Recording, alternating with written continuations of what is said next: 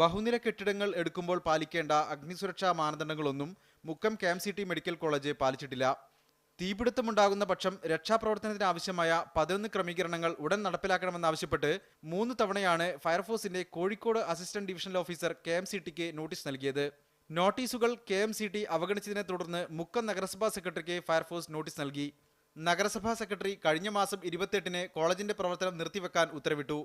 10 ദിവസത്തിനകം രോഗികളെ ഡിസ്ചാർജ് ചെയ്യണമെന്നും കോളേജിലെ പ്രവേശന നടപടികൾ നിർത്തിവെക്കണമെന്നും സെക്രട്ടറി നൽകിയ ഉത്തരവിലുണ്ട്. ഈ ഉത്തരവും KMCT അവഗണിച്ചു.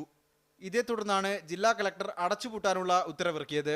അത് ഫിസിക്കലി അവിടെ ഇതിനു വേണ്ടിയുള്ള പ്രവൃത്തികൾ ആത്മാർത്ഥമായിട്ട് ശ്രമം നടക്കുന്നുണ്ടെങ്കിൽ വർക്ക് നടന്ന് ഇന്ന് സ്വിച്ച് ഇട്ട പോലെ ഇന്ന് ചെയ്ത് നാളെ തന്നെ തീരണമെന്നില്ല. പക്ഷേ അതിൻ്റെ വർക്ക് നടക്കുന്നുണ്ടെങ്കിൽ വി ആർ ഓക്കെ. ഒരാഴ്ച പോലും സമയം കൊടുക്കുന്നതിന് നമുക്ക് ബുദ്ധിമുട്ടൊന്നുമില്ല.